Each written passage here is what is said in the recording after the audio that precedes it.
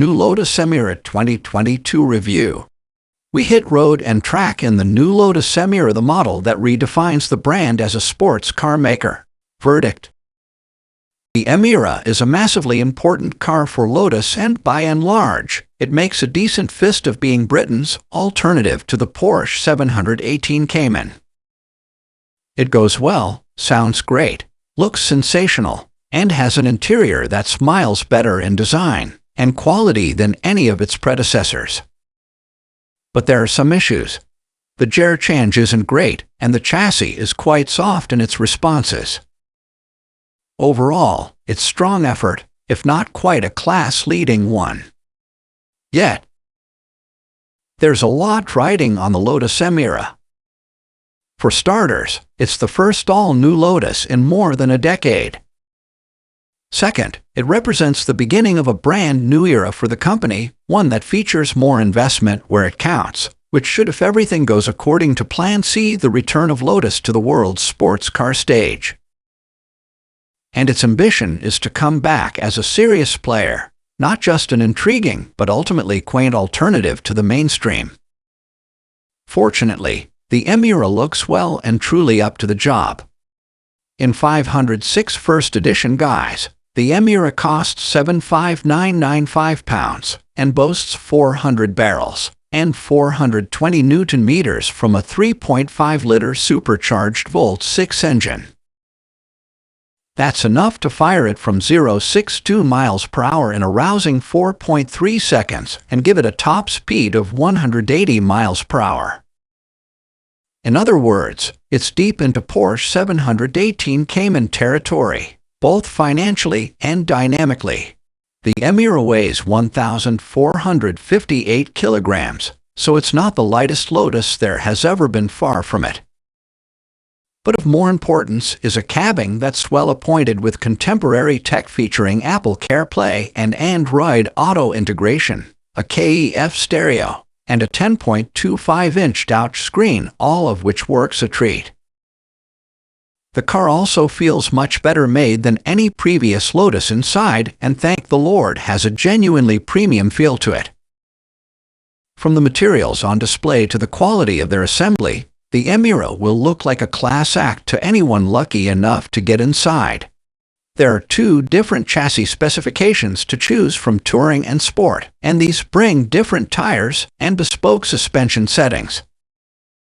Our test car had the sport chassis with Goodyear Regal F1 tires. Michelin Cup 2 tires are the alternative, plus a couple of interior options that elevate the Emira's price to just shy of £8,100.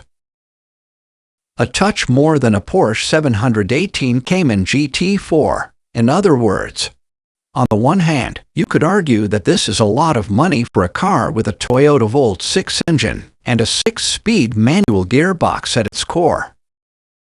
There's a traditional torque converter automatic available, too, but not a full dual clutch as there is in its Cayman rival, although one will become available later in the year when the 2.0-liter version featuring the same engine and gearbox as the Mercedes AMG A45 S Hyperhatch goes on sale. But on the other hand, visually you could easily mistake the Emira for a car that costs twice as much as it does, so there are arguments in both directions. In profile, it has the distinct whiff of a British Ferrari to it, and in the flesh it really does look the real deal. It doesn't disappoint once you get out on the road, either, even if it ultimately fails to deliver the same raw thrills as a Cayman. There are certainly many good bits, including a fantastic soundtrack from the supercharged V6 engine, which has a properly stirring bark to it from 3,000 revolutions per minute onwards. The engine also has a strong mid-range and delivers a decent thump in the back if you open it up, although it never quite manages to take your breath away with pure straight-line thrust in the same way that a 6-cylinder Cayman does towards the top end of its rev range. It's a more cultured creation than that, and a lot more refined when you don't want to drive it at 10/10 and instead just want a civilized, comfortable sports car. This is a role that it performs very well indeed. In fact, the ride is also calm and of a high quality, with a nice soothing undertone to its responses on most UK roads. It feels less grainy and manic than a Cayman, and is generally quieter on the move as a result. All in all, this makes it a more comfortable sports car to drive for most of the time, but it's also a less involving one when you're going for it. In truth, it's a very different kind of car from the Cayman in both character and setup. That's because Lotus knew it would struggle to take on one of the best all-round sports cars at its own game, hence the reason it's gone down a more refined route. And for much of the time, it works pretty well. But there are some issues that separate it from greatness. The first is the steering, which is no more than okay in the feedback it provides. Lotus has perhaps gone a bit too far in making the Emira civilist in this specific respect, the result being a curious absence of bite or accuracy from the front end when you're pushing harder.